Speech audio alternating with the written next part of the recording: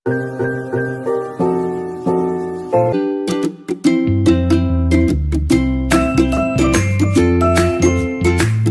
teman-teman semua, shalom. Salam sehat, salam perawat Indonesia.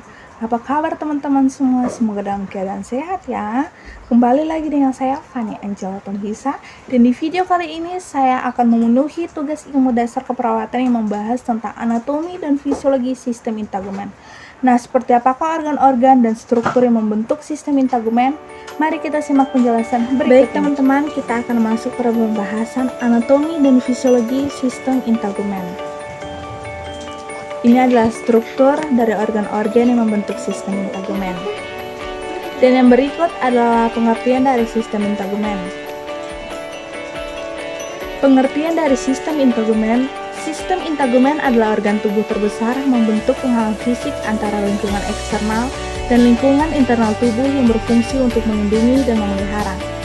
Fungsi sistem integumen yaitu 1. Sebagai pelindung dari kekeringan, invasi mikroorganisme, sinar ultraviolet, dan mekanik kimia atau suhu. Kedua, sebagai penerima sensasi berupa sentuhan, tekanan, nyeri, dan suhu. 3. Sebagai pengatur suhu yaitu menurunkan kehilangan panas saat suhu dingin dan meningkatkan kehilangan panas saat suhu panas. 4. Sebagai fungsi metabolik yaitu menyimpan energi melalui cadangan lemak berupa sintesis vitamin D. Dan yang kelima yaitu sebagai fungsi ekresi, sebagai pengeluaran keringat, minyak, dan garam. Sistem integumen terdiri atas kulit, kelenjar, rambut, dan kuku. Yang pertama adalah kulit. Bagian dan struktur kulit teman-teman bisa lihat. Dan yang berikut adalah pengertian dari kulit. Kulit adalah organ terbesar pada tubuh. Kulit berperan membungkus organ dalam tubuh dan pelindung dari paparan lingkungan luar yang berbahaya. Kulit berfungsi sebagai pelindung atau proteksi dan penerima rangsangan, mengatur panas dan pengeluaran atau ekresi. Struktur kulit. Struktur kulit sangat kompleks, elastis, dan sensitif, serta bervariasi pada keadaan iklim, umur, seks, ras, dan lokasi tubuh. Warna kulit bermacam-macam, misalnya warna terang, pirang, kuning, sawo matang, dan hitam, merah muda pada telapak kaki dan tangan, serta kecoklatan pada genital eksternal orang dewasa. Kelembutan kulit sangat bervariasi, yaitu tebal, tipis, dan elastisnya. Kulit tersusun atas 3 lapisan utama, yaitu lapisan epidermis, lapisan dermis, dan lapisan hipodermis. Yang pertama adalah epidermis. Epidermis adalah lapisan kulit manusia yang paling luar yang terdiri atas jutaan sel kulit yang diikat oleh lipid. Secara umum, epidermis bertindak sebagai pelindung dari air, infeksi, dan hal-hal eksternal lainnya. Bagian terluar epidermis atau stratum corneum terdiri atas segepeng dan di bawahnya ada lapisan basah yang merupakan pabrik sel kulit baru. Epidermis terdiri dari 5 lapisan yaitu stratum corneum, stratum lucidum, stratum granulosum, stratum spinosum, dan stratum basal. Stratum corneum atau lapisan tanduk adalah lapisan terluar yang terdiri dari lapisan membran sel yang tersusun rapat dan keratin. Stratum lucidum atau lapisan bening menghalangi keluar masuknya air pada beberapa kulit tipis. Lapisan ini mungkin tidak ditemukan. Stratum granulosum atau lapisan granul bertanggung jawab untuk pembentukan keratin. Pada beberapa kulit tipis lapisan ini mungkin tidak ditemukan. Stratum spinosum atau lapisan berduri juga membantu pembentukan keratin dan kaya akan asam ribonukleat. Stratum basale atau stratum basal adalah lapisan terdalam dan menghasilkan sel-sel baru untuk menggantikan sel-sel keratin superficial. Pada lapisan ini juga terdapat melanosit yaitu sel pembentukan kulit atau pigmen yang berfungsi untuk melindungi kulit dari radiasi. Sel-sel epidermis terdiri dari keratinosit, melanosit, sel Merkel, dan sel Lemhars. Yang kedua adalah dermis. Dermis adalah lapisan di bawah epidermis yang memegang berbagai fungsi. Lapisan dermis terdiri dari papila dermis atau lapisan atas. Papila dermis mengandung lebih banyak kolagen, pembuluh darah, kelenjar keringat, dan elastin yang berhubungan dengan epidermis. Yang kedua adalah reticular dermis atau lapisan bawah.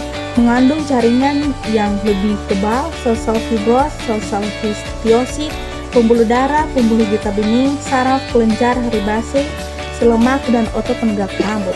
Pada lapisan ini membentuk jaringan kompleks rambut sensori yang sensitif terhadap nyeri, sentuhan, panas, dan dingin.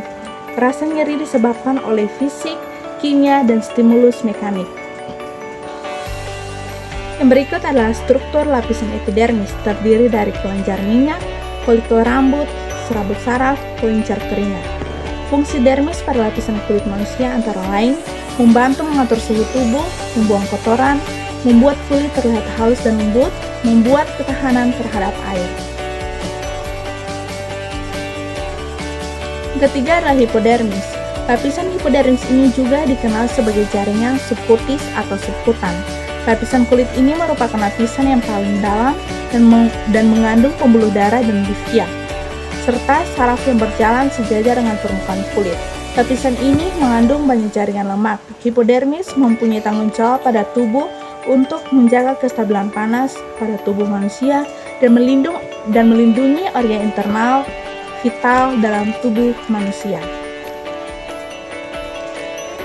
Fungsi lapisan hipodermis yaitu sebagai penahanan terhadap benturan ke organ tubuh bagian dalam, memberi bentuk pada tubuh, mempertahankan tubuh atau insulator, menyimpan cadangan makanan atau energi, dan memproduksi hormon leptin.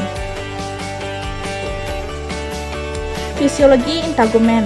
Kulit berperan penting dalam perlindungan terhadap ancaman dari luar tubuh, hemostatis, sensasi, mengatur suhu, keseimbangan cairan, produksi vitamin D, respon imun, dan fungsi komunikasi. Selain itu, kulit juga berperan sebagai proteksi, sensasi, hemostatis, keseimbangan cairan, produksi vitamin D, pengatur suhu tubuh, dan komunikasi. Kelenjar pada kulit, yaitu 1. Kelenjar keringat. Kelenjar keringat dibagi menjadi 2, yaitu kelenjar keringat ekrin dan apokrin. Kelenjar keringat ekrin mengekskresi air dan membantu pendinginan evaporatif tubuh untuk mempertahankan suhu tubuh. Kelenjar ini terdapat di seluruh tubuh dan lebih banyak pada area telapak tangan, telapak kaki, dan dahi. Kelenjar apokrin merupakan kelenjar khusus dan aktif pada masa pubertas. Yang kedua adalah kelenjar sebasi. Kelenjar sebasi merupakan sebum yang merupakan campuran lemak, zat lilin, minyak, dan pecahan sel yang berfungsi sebagai pelembut kulit. Yang ketiga adalah kelenjar mamae, merupakan kelenjar apokrin yang termodifikasi yang khusus menghasilkan susu. Kelenjar ini berperan dalam proses menyusui. Itu adalah kuku. Kuku merupakan lempeng zat tanduk dari epidermis yang terletak di dasar kuku dan terdiri dari sisi-sisi tanduk poligonal yang terus merapat sekali seperti genteng atap. Fungsi kuku yaitu 1. Melindungi ujung jari. Fungsi kuku paling utama adalah melindungi ujung jari. Dengan adanya kuku, jari manusia akan terlindungi dari virus dan bakteri penyebab penyakit. Yang kedua adalah memberi sensitivitas daya yang berfungsi untuk menghantarkan rangsangan sentuhan saat kita menyentuh satu objek sehingga kita dapat merasakan bersentuhan dengan objek yang kita sentuh. Berikut adalah rambut. Rambut adalah organ seperti benang yang tumbuh di kulit terutama. Rambut muncul dari epidermis atau kulit luar, walaupun berasal dari folikel rambut yang berada jauh di bawah dermis. Dan struktur rambut yaitu pertama sebagai kerat lunak, terdapat pada seluruh permukaan kulit tebal yaitu pada bagian medula rambut. Yang kedua, keratin keras, terdapat pada kuku, kulit kulah, dan korteks rambut. Ini adalah struktur rambut, teman-teman bisa lihat. Dan yang berikut adalah fungsi daya rambut. Fungsi daya rambut yaitu 1. Melindungi kulit dari pengaruh buruk. Yang kedua, menyaring udara pada hidung. Ketiga, pendorong penguapan keringat. Yang keempat adalah indera peraba yang sensitif. Yang berikut adalah sumber referensi, teman-teman. Demikianlah hasil presentasi saya. Semoga ini bisa menambah wawasan dan pengetahuan teman-teman semua. Sekian dan terima kasih.